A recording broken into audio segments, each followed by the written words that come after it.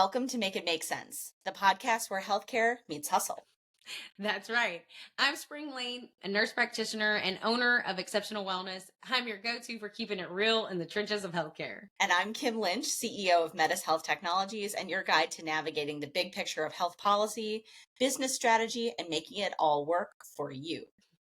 Together, we're longtime operators, business partners, and friends who've seen pretty much all of it. From Capitol Hill to the clinic, we know healthcare can feel like a hot mess. But it doesn't have to. Each week, we're breaking down the chaos of healthcare now and sharing how you can not just survive, but thrive. We're making bold moves, new business models, and tips to reclaim your time, money, and sanity. So whether you're running a clinic, building a business, or just trying to make it all make sense, check us out at beesandunicorns.com, where you can find the episode transcript, and don't forget to hit subscribe. Let's dive in and make it make sense. This podcast is all about sharing ideas and opinions for building better healthcare. It's not advice. For your healthcare, business, or any other important decisions, consult a qualified expert. And just so we're clear, views expressed are personal and not official positions of any organization. I sat down with 2 different small businesses this week, right? Talking about the network that we're building.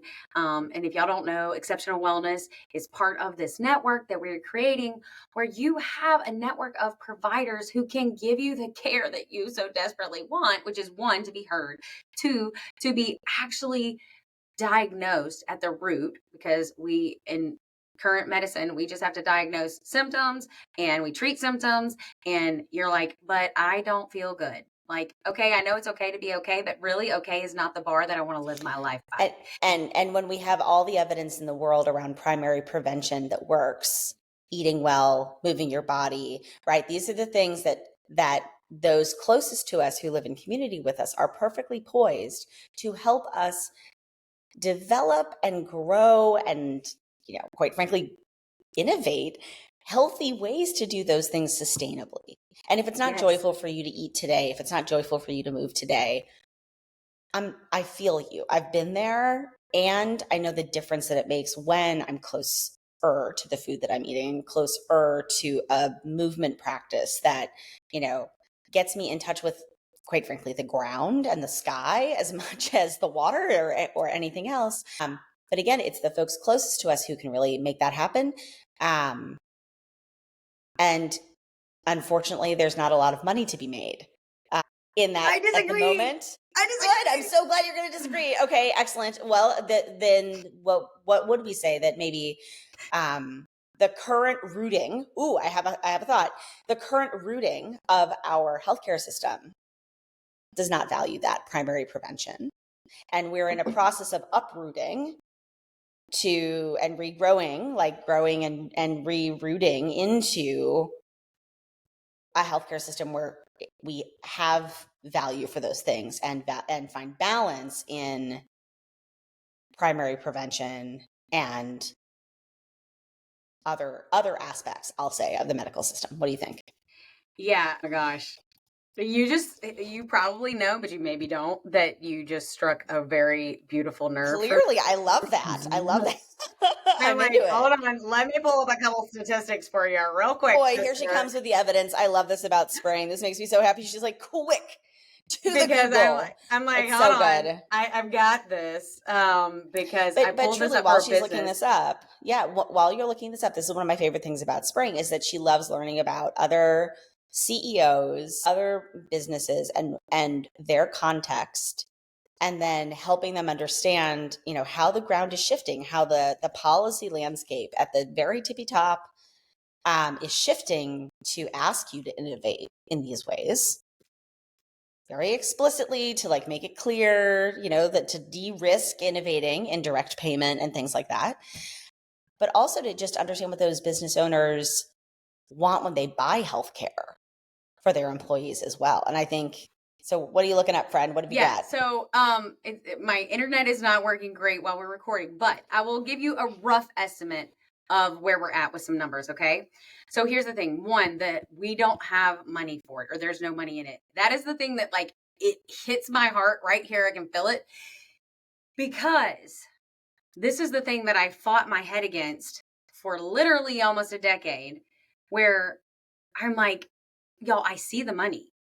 So if you add up the industry of direct primary care, which it is almost a fourth of primary care right now. Kim, can you wrap your head around that? A fourth of total primary care is being delivered. That's awesome. Because I know that we know what we saw Wow. in the areas that we were in, and that was not the numbers, right? No. But a fourth of the spend. Wow, keep going. Yeah. Yeah.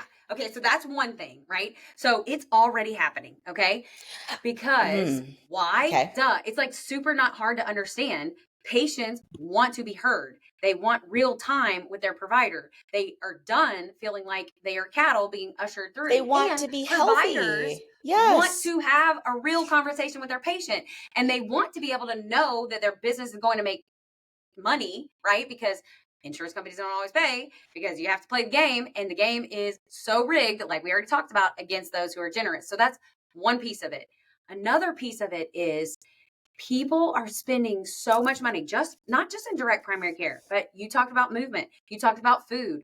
Okay, we are spending so much money, and I have patient after patient after patient who come to me crying because they're like, I have spent years Googling and trying to do what my doctor is telling me to eat right and exercise, and I either A, got hurt at a gym, or B, have been eating all these different ways, and they're not working for me, right? And they are trying their best. Like, they're literally, I'm going to give you an example. There was a patient, right, who I talked to this week when I was talking to a small business owner. He had 2 back surgeries, right? And needed to lose weight. He knew that. He was trying to eat keto, right? And he was eating keto, but ended up hospitalized because he didn't understand certain things about his body and how he needed to eat for his body, right? Because keto doesn't work for everybody, okay? But he heard it worked for some people, and at first it had worked for him. He started losing weight. Great, cool. But then he ends up in the hospital with some metabolic issues, gets released from that, right? Having horrible back pain still after 2 surgeries. Clinic that he was going to recommended a full spinal fusion. Okay. So totally from neck to tailbone, he would have been a solid. Oh my God. Right. Which would be horrible, right? He could not bend or flex in any way. He would have been pretty much disabled, like dramatically. Okay. Which he was already having a low quality of life because he was in so much pain. But he was scheduled for this surgery. The small business owner that I was talking to owns a jiu-jitsu gym, has owned it for 10 years, right? So this patient starts coming to him, not really because he wants to, but because what happened was his son was going, and the surgery center that was supposed to do his spinal fusion went out of business like 3 days before his surgery. Just up and went out of business. So he didn't have a surgeon. He didn't know what to do. He's at this gym every day watching his kid, and he's like, I'm going to start doing stretches. So fast forward 6 years, he's lost over 50 pounds. He just competed and won in this like master's division for jujitsu. Dude's got amazing quality of life, right? Started eating better, started learning from his jujitsu friends on how to eat. That to me is amazing. And it is a signal to our industry. I'm talking to me as a family nurse practitioner, as a provider. We have got to do better. Acceptable. If this is possible, and it is, because hello, it's right there in front of you. You can see that it. This man was directed to total spinal fusion without ever having a conversation with someone about how to eat for his body, how to move for his body. That is unacceptable. Woo! Gets me so fired up. So to say there's no money in it, I'm like, I hear you. I understand. Insurance is never going to devote their. Thank you. Yes. They're never going to devote their business model to making us well. Because if you understand business, right? Like no shame, no judgment. Insurance is set up to take care of and react to a problem, right? Now, I do have plenty of judgment and plenty of things to say about how we are using that sick care reactionary, as I just described with this patient, right? But the thing is, as a clinician, when I am sitting eyeball to eyeball to a patient, right, it is my job to educate, equip, and empower you to be well. It is not my job. And I had a conversation with a doctor a couple weeks ago, and it was everything I could not to say anything because he was not asking my advice. And that's me growing in wisdom. But I'm going to tell you, and all the world, because he's like, if I go to a wellness visit and I don't find a diagnosis, then I am mad because that's my job. As a doctor, I am supposed to find a diagnosis. And he's like, and if I don't, then I put well on your chart and you're well for another year. That's literally the scope is I am just looking for disease. And I understand that your training is as a doctor to diagnose and treat. And I also feel like maybe I'm wrong because I didn't go to med school. I went to nursing school, so it's very different. Nursing is very much set on wellness and health promotion. So my paradigm is different. And I'm just saying, I feel like, and I think that every patient would agree with me, that they're expecting someone to be eyeball to eyeball with them who is thinking about how can I make you feel alive, worthy, liberated, enjoy your life, move without pain, connect with people around you without thinking about like all the medicines that you have to take for your vacation. You can go and have fun and like all of these things, right? Like that's what people want. They just want to feel good. They just want to sleep good. They just want to have sex and, have fun and like just the basic things. And I'm like, we are not considering any of that whenever we sit down with a patient, and it's unacceptable to me. One, the money is out there, billions and billions of dollars that patients are spending on their own outside of and above and on top of the $1,400 that's the average that a family spends in premium alone for insurance, right? Unacceptable. And the 14,000 or so per life per capita cost that the employer in total is expecting 10 to 14K. Yeah. Yeah. Unacceptable. Because and kind of going back to our small business owners, the thing that excites me so much is that there's not a law in the world preventing you from doing something different. And that something different is already here. It's already available, right? So helping our small business owners understand, 60% of premiums are paid for by business owners in America, right? It's our money. And how do we have that money? Because we're taking it out of paychecks mostly. Some of it we're paying for all on our own, and you're amazing. You're still taking it out of your bottom line.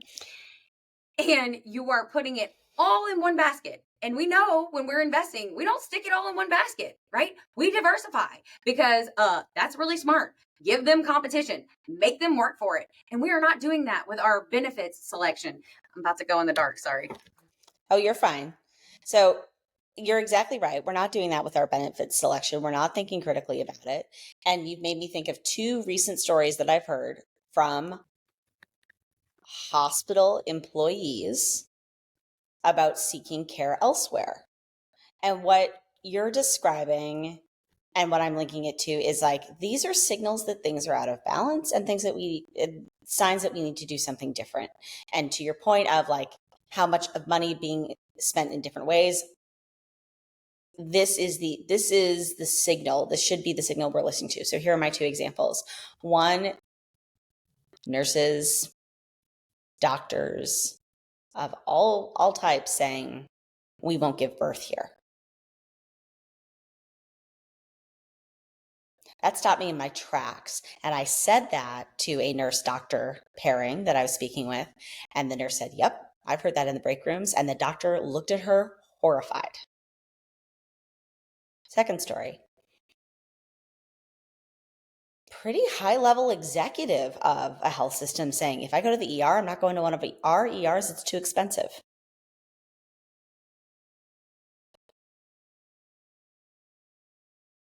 And to your point of it's our money, what are we doing?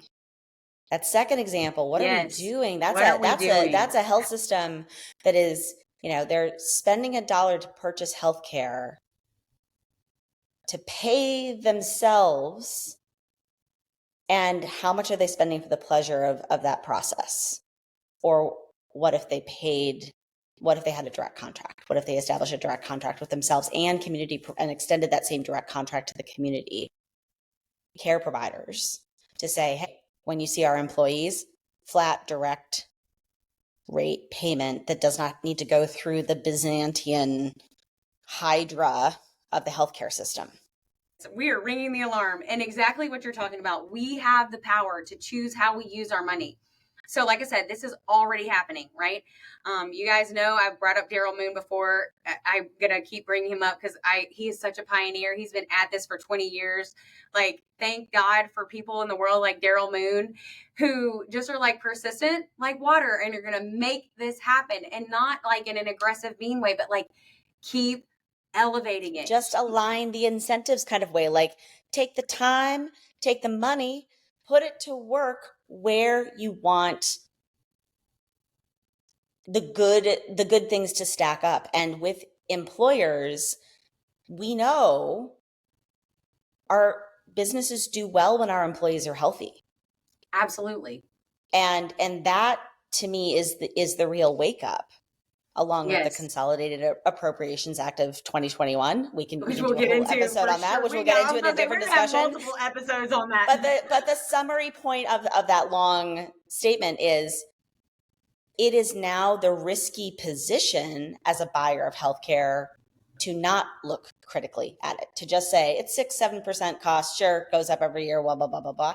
That is now a position from which your employees can say you're not fulfilling your fiduciary duty. And the class action suits have already started. So the choice is to literally just think critically about that bucket of spend, as Spring is suggesting. Start aligning incentives. Start saying, here's what we want. We want our employees to be healthy. We want them to engage in primary prevention. And we want to align everyone in this conversation, from our HR team to our employees, in what do we want? What are we trying to create here in this, culture to attract and retain amazing talent?